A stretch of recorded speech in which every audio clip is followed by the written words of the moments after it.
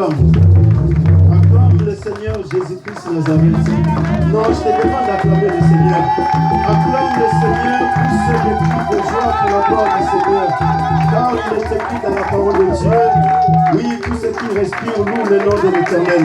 Tu as tout intérêt de louer le nom de l'Éternel parce que tu as la purification. Tu as tout intérêt de louer le nom de l'Éternel. Loue Dieu parce que tu respires. Oui, tu as la bonne santé. Commence à acclamer le Seigneur. Tu as la bonne santé, le Seigneur. Oui, tu as les deux mains que Dieu t'a donné. Acclame Jésus. Alléluia. Non, je pense que on ne se comprend pas bien.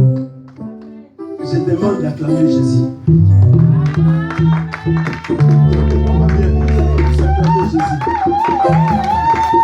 Alléluia. Voilà, gloire à Dieu. Le Saint-Esprit est bon. Ce matin, nous sommes bénis parce que Dieu nous a accordé la vie. Dieu nous a accordé le souffle de vie. Ça, c'est la chose la plus importante. Il y a des gens qui sont en train de chercher des fonds pour commencer les commerces. Il y a des gens qui sont en train de chercher les moyens pour commencer comment travailler. Il y a des gens qui sont en train de chercher comment faire des choses. Mais écoutez, frères et sœurs, les premiers fonds que Dieu donne à l'homme, c'est le souffle de vie. Amen. Je crois qu'il est allé acclamer Dieu. Alléluia. Le premier capital que Dieu donne à l'homme, pour que l'homme puisse s'épanouir sur la terre des vivants, c'est le souffle de vie. Si le souffle de vie s'en va, c'est fini. Tout ce que tu pourras faire comme projet, ça va rester sur papier. Mais quand Dieu te donne le premier capital, qui est le souffle de vie, tu dois être dans la joie. Ça, c'est le fond de départ de la vie de l'homme sur la terre des vivants. C'est le souffle de vie. Et si nous sommes là parce que Dieu nous a donné le souffle de vie. Nous nous sommes déplacés parce que nous avons le souffle de vie. Si on n'en avait pas, personne n'allait se déplacer. Oui, il y a des gens qui avaient des fonds de départ, des millions d'argent. Mais cela est resté parce que le souffle de vie est parti. Alléluia. Gloire à Dieu. Je ne vais pas prendre du temps, mais je vais appeler l'homme de Dieu qui va nous prêcher la parole de Dieu ce matin. Le pasteur Olivier, parce que c'est bien lui que Dieu a choisi pour nous apporter la parole de Dieu ce matin. De la pouvoir.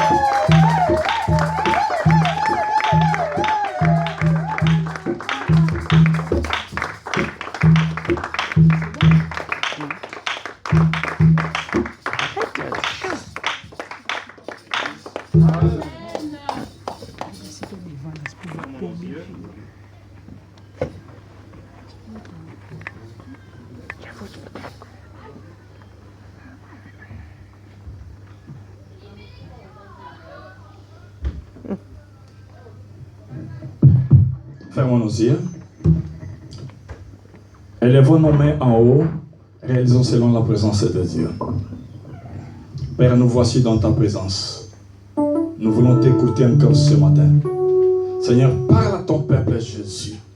Qui suis-je pour transmettre la vie à ce peuple? Je suis qu'un simple instrument que tu as préparé et que tu vas utiliser ce matin, afin que le peuple soit instruit que par toi. Utilise ton serviteur. Dispose ton peuple pour ta seule gloire. Nous t'avons ainsi prié. Merci Seigneur Jésus-Christ. Merci Seigneur Jésus-Christ. Amen. Amen. Prenons nos places, comme d'habitude avec mon chrono, pour bien gérer mon temps. Je bénis l'Éternel, le Dieu des armées, pour une fois encore se tenir devant toi et pour parler de la part de Dieu. Et j'ai béni encore Dieu parce que j'ai vu les talents que je ne savais pas, que je n'ai pas pu voir en Angola, chez le frère François Bataire de Tam-Tam. J'ai glorifié le grand Dieu et j'ai vu une autre personne, j'étais surpris. Il est toujours dans son poste, comme il était dans son église, chez Maman Berpeniel, toujours au protocole, toujours à la porte. J'ai béni là où il se trouve parce qu'il est toujours dans son poste. Et il travaille pour la gloire de Dieu. Amen. Hein? Ok, sans plus tarder, nous allons entrer dans le thème d'aujourd'hui. La grande thème que l'Église partage, c'est la délivrance. Et ce matin, je vais te parler des canaux de la délivrance. Amen. Je veux que tu puisses me saisir très bien ce matin. J'ai que des canaux à te présenter pour ta délivrance. Et c'est des canaux qui produisent la délivrance dans la vie de l'Église et dans la vie des enfants de Dieu. Est-ce que tu es avec moi? Amen. Est-ce que tu es avec moi? Amen. Ok, lisons la parole de Dieu.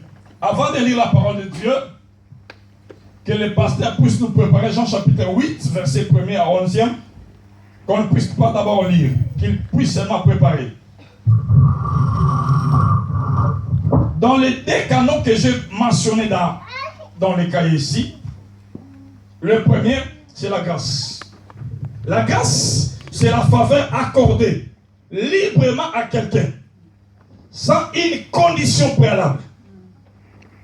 Écoute, la grâce n'impose aucune condition. La grâce, ce n'est pas une effort d'une personne. À cause de la grâce que nous obtenions la délivrance. À cause de la grâce que nous avons le souffle de vie gratuitement. À cause de la grâce que nous déplaçons en arrivant jusqu'à l'église. Et sans la grâce, nous ne pouvons pas être enseignés. C'est la grâce de Dieu. Combien sont partis dans le moment de Covid, mais aucun membre de ta famille. C'est à cause de la grâce de Dieu. Peut-être que tu étais aussi atteint du Covid, mais Dieu t'a accordé sa grâce. Beaucoup sont enterrés. Ils sont restés dans le passé, mais toi tu es encore dans le présent à cause de la grâce de Dieu. Et sans cette grâce, tu n'allais pas être aujourd'hui, ce matin, dans le culte d'aujourd'hui. Une faveur qu'on n'a pas méritée. On n'a pas payé même un sou. C'est une grâce qu'on a reçue de Dieu. Et il y a la délivrance par la grâce. Et il y a aussi la délivrance par mérite. Mais laisse-moi te dire, la délivrance par la grâce. Papa, vous pouvez lire, vous pouvez lire Jean chapitre 8. Jean chapitre 8, verset 1er au 11e. J'ai lu la parole de Dieu, notre Seigneur Jésus-Christ. Amen. Jésus se rendit à la montagne des Oliviers. Mais dès le matin, il alla de nouveau dans les temples. Et tout le peuple vint à lui. Étant assis, il les enseignait. Alors les scribes et les pharisiens... Les scribes et les pharisiens... Une femme surprise en adultère. Oh, pardon? Une femme surprise en adultère. Une femme surprise en adultère. Continue, pasteur. La plaça au milieu du peuple. Écoute, la plaça au milieu du peuple. Il dit à Jésus, Maître, cette femme a été surprise en flagrant. Écoute, cette femme a été surprise en flagrant délit d'adultère. Moïse, dans la loi, nous a ordonné de lapider de telle femme. Papa, va là. Moïse, dans la loi, nous a ordonné de lapider cette femme. La loi. Oh, le péché, c'est la transgression de la loi. Et cette femme a transgressé la loi. Que prévoyait la loi? Que disait la loi? Aucun adultère dans la vie des peuples d'Israël. Mais laisse-moi te dire, on a attrapé cette femme en flagrant délit d'adultère. Je me pose une question. L'adultère ou l'impudicité, c'est commis par deux personnes. Mais ces gens ont amené une seule personne. Ces gens ont amené cette femme. Où était l'homme? L'homme était où? Seulement la femme. Où était l'homme? Je ne sais pas. Peut-être l'homme avait la vitesse d'Usain Bolt. Il a préféré, je ne sais pas moi. Mais on a amené la femme. Voici la femme. En flagrant délit.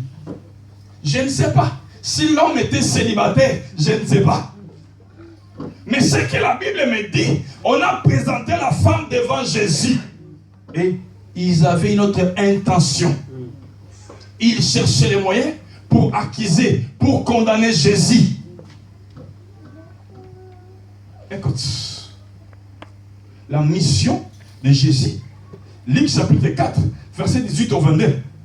L'Esprit du Seigneur est sur moi, car car il m'a oint de rendre libres les opprimés, de proclamer une année de grâce du Seigneur. Écoute, tant que tu vivras, il y aura toujours des accusateurs qui vont t'accuser, tout comme des vrais comme faux, ils vont toujours t'accuser. Sache-les. Mais laisse-moi te dire, il y a un avocat auprès du Père qui est assis à la droite, il te défendra toujours. Cette femme accusée d'adultère, devant la foule, devant les docteurs de la loi, devant les pharisiens, devant une grande foule, impudique, adultère, elle a été traitée de toutes sortes de mots, cette femme. Et on l'a amenée vers Jésus. Écoute, Jésus était debout, en train d'enseigner. Automatiquement, il changeait sa position. Il a commencé à écrire. Écoute, quand Dieu écrit, il faut avoir la révélation. Si tu n'as pas la révélation, tu ne comprendras jamais l'écriture de Dieu. Amen. Écoute, lorsque le roi avait osé de prendre le vase d'or pour en prendre du vin, il a vu Dieu écrit dans le mur. Mene, tekel, percé. Compter, peser, diviser. Et il n'y avait personne pour expliquer cette écriture prophétique. Et même ici, il s'est abaissé, il a commencé à écrire. Ils étaient là, les docteurs de la loi. Personne ne déchiffrait l'écriture. Ils étaient là, nombreuses personnes. Et il a vu, non, il y a des docteurs ici, il y a des pharisiens, mais ils n'arrivent pas à déchiffrer mon écriture. Et il a élevé sa tête en disant, celui qui n'a pas commis le péché, qui jette premier la pierre. Je vais déchiffrer ce qu'il écrivait. L'Esprit du Seigneur est sur moi, car il m'a oint de rendre libres les opprimés, de proclamer une année de grâce et du Seigneur. Amen. Laisse-moi te dire, cette femme a eu la grâce. Amen. Parce que les accusateurs l'ont emmené vers Jésus.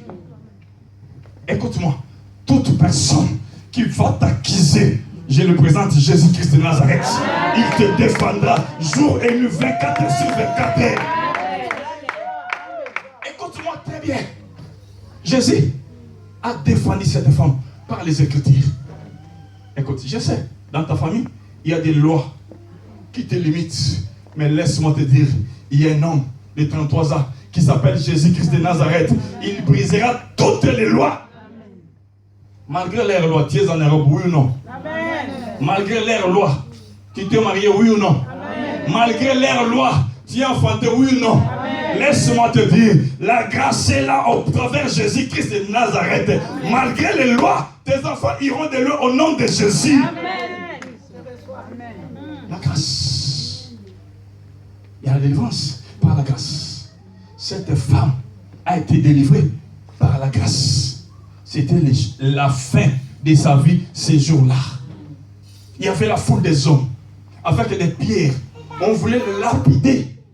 Mais la femme a rencontré avec l'homme de la grâce. Amen. Quelle que soit ta maladie, quel que soit des problèmes, une fois rencontré avec l'homme de la grâce, il changera ta situation. La délivrance par la grâce. Écoute, on obtient la délivrance par la grâce. Qu'est-ce que la parole? Ce n'est ni par ma force, ni par ma puissance, mais c'est par ton esprit, dit l'Éternel. Tu crois que tu parles par ta force? Non, ce n'est pas par ta force. C'est l'amour, la grâce de Dieu en toi. Écoute, la grâce, la grâce, la grâce. Ma vie telle que je suis, la grâce, la grâce, la grâce. Sans la grâce, je ne pouvais pas marcher comme je marche aujourd'hui. Sans la grâce, je pouvais être enseigné ici. Mais la grâce est là. Laisse-moi te dire, la femme a été délivrée de la mort par la grâce. Si nous partons dans le livre de Jean chapitre 5, il y avait un homme, 38 ans de la maladie, Il était là stationné. Toute la famille l'a abandonné. Il est resté seul parce qu'il n'y avait personne. La famille se sont fatigués. On va là-bas chaque jour et rien ne se passe. Il ne nous aide même pas. On voit d'autres gens dans leur famille. La famille aide l'eau aussi, c'est force pour se jeter dans l'eau. Mais les nôtres n'arrivent même pas. Qu'ils restent là. La famille l'a abandonné. Sa famille, sa maladie a duré 38 ans durant. Mais laisse-moi te dire, la loi était bien composée. La loi était bien orientée. Il faut te jeter dans l'eau la première personne. Et après tu auras la guérison. La famille a tenté. Mais il était troisième, quatrième. La première personne qui devait être guérie. Pendant l'agitement de l'eau, de l'esprit, de l'ange. Cet homme, rien ne marchait. Il est fatigué. Il est resté seul dans son acte. Il est resté, je n'ai personne à me jeter dans l'eau. Je n'ai personne à me soutenir. Il est là fatigué. Mais ce jour-là, l'homme de la grâce devait entrer dans les portiques. L'homme de la grâce devait passer par là. Écoute, la grâce va te localiser. Amen. La grâce a localisé cet homme. Il y avait plusieurs personnes là-bas. Mais la grâce est entrée dans la salle. La grâce a commencé à localiser. La grâce a localisé cet homme malade de 38 ans. Moi, je ne sais pas. Ton problème a combien d'années? Moi, je ne sais pas. Le problème de ta famille a duré combien de temps? Mais ce matin, je te présente l'homme de la grâce qui te localise, qui localise ta famille au nom puissant de Jésus-Christ.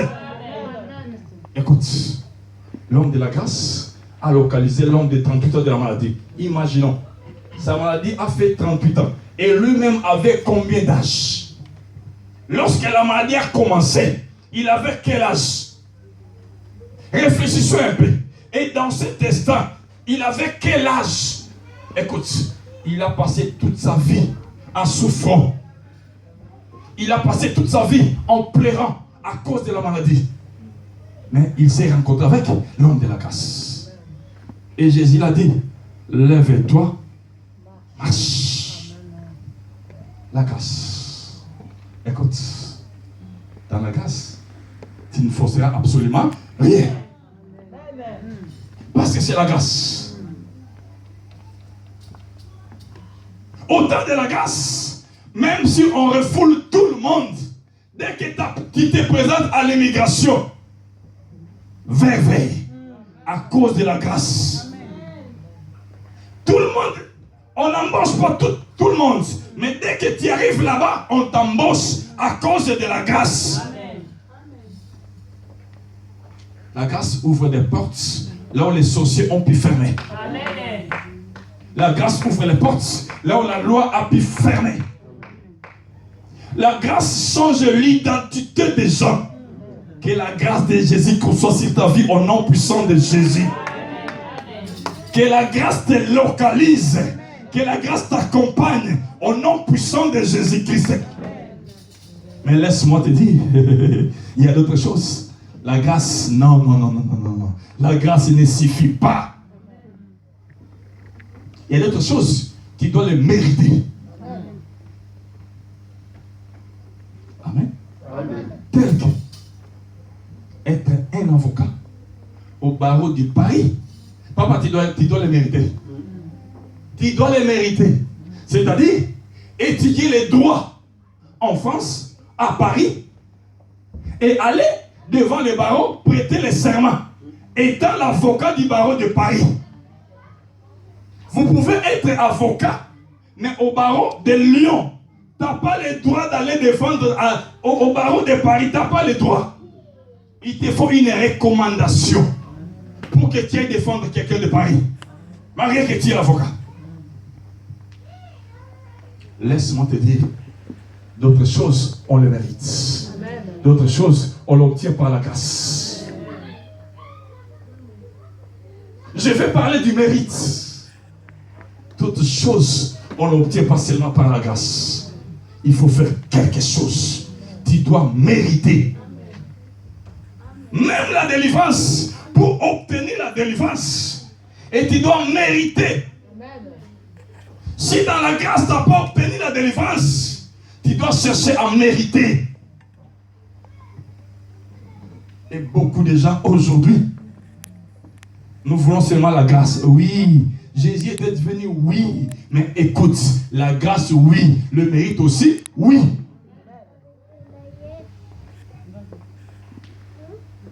La facilité, c'est bien. C'est pas toute chose qui a la facilité. Et quel est ton rôle? Étant un homme, quel est ton rôle? Étant une créature de Dieu qui doit faire quelque chose. Et en le faisant, que tu obtiendras ce que tu cherches.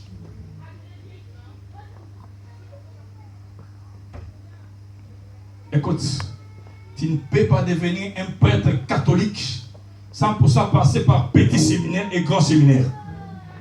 Jamais de la vie. Jamais.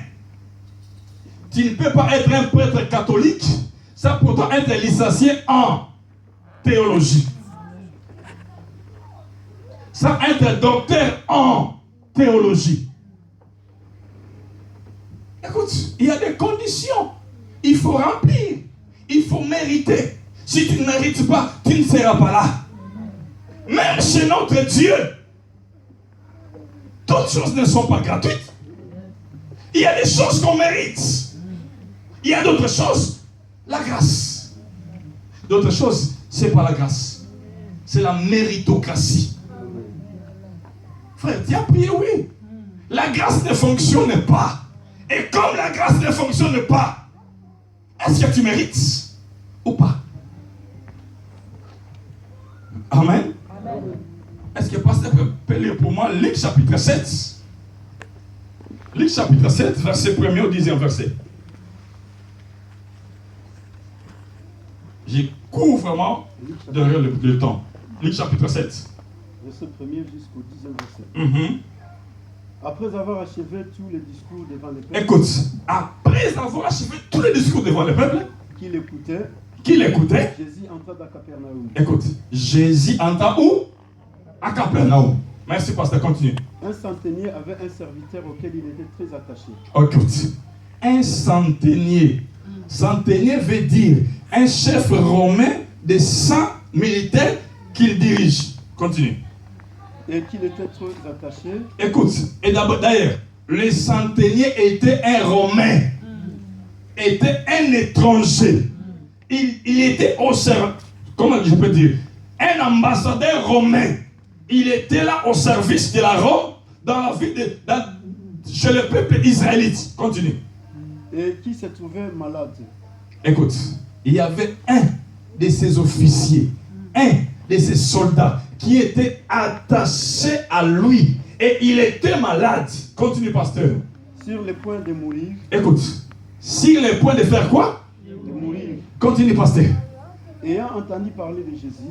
Qui a entendu parler de Jésus? Les centeniers. Les centeniers ayant entendu parler de Jésus, oui. Continue. Ayant entendu parler de Jésus, il lui envoya quelques anciens de Juifs pour les prier de venir guérir son serviteur. Écoute, pour les prier de venir guérir son serviteur. Continue, pasteur. Ils arrivèrent auprès de Jésus. Et lui a dit, le messager, s'il vous plaît. Le messager arrivèrent auprès de Jésus. Le messager, les centeniers, non. Le messager arrivèrent auprès de Jésus et dit quoi? Lui adressèrent d'instantes supplications disant, écoute, il mérite. S'il vous plaît. Instance supplication. Qu'est-ce qu'ils disent? Ils ont dit à Jésus, il mérite que tu lui accordes cela.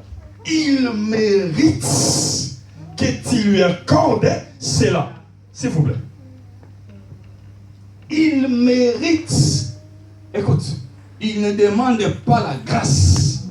Mais il dit à Jésus, les centeniers méritent. Sa demande mérite d'être exaucée. La demande du centenier mérite d'être exaucé, être résolu. Pourquoi? Continue. Il mérite que tu lui accordes cela car il aime notre nation. Il aime notre nation. Et c'est lui qui a bâti notre synagogue. Jésus, écoute, lui qui a bâti notre synagogue. Papa Vanda. Deuxièmement, il aime la nation. Il m'a belé sangwema. Basakara m'a belé. Basakara m'a belé. Des choses qui ont un temple. Écoute, quand Sakana Israélite était le temple. Les Juifs ne blaguent pas vers le temple. Et il dit à Jésus-Christ, cet homme, il aime notre nation. Et deuxièmement, tu viens de prêcher là-bas. C'est lui qui a construit, c'est lui qui a bâti, c'est lui qui a fait tout cela. Si toi tu as l'audace, le courage, la force de nous prêcher, c'est grâce à lui. Et d'ailleurs, il a son Dieu. Mais il a construit pour notre Dieu. Il mérite. Tu ne peux pas passer comme ça sans pourtant résoudre à son équation. Or, toutes les équations sont appelées à être résolues. Et tu dois résoudre son équation. Il mérite la guérison. Jésus s'est retourné. Je viens de prêcher il y a 30 minutes passées. J'étais là. J'ai guéri les malades. J'ai purifié les lépreux. J'ai fait beaucoup de choses. Donc c'est lui qui a construit les temples. C'est lui qui a construit les synagogues. Écoute. Ce n'est pas l'officier qui a dit à Jésus, c'est bien fait. C'est pas lui. C'est pas les centeniers. Ce sont les soldats. Ils ont témoigné à Jésus. Est-ce que ton pasteur peut te témoigner? Est-ce que ton pasteur peut te témoigner aujourd'hui? Moi, je peux témoigner cet homme. Moi. Moi, je peux témoigner cet homme. Moi. Moi. Depuis 2019, jamais 2009, j'ai connu un grand accident. J'ai quitté l'Angola et pour le Brésil. En chaise roulante. Et d'ailleurs, j'étais empêché de monter à l'avion. Vu mon état que j'étais. Une chose qui m'avait sauvé parce que j'étais résident au Brésil. Et sans la carte de résidence, je ne pouvais plus monter à l'avion. Je leur ai dit, vous m'empêchez de rentrer chez moi. Et qui vont s'occuper de moi ici? Lorsqu'ils ont vu ma carte, ils m'ont laissé monter dans l'avion.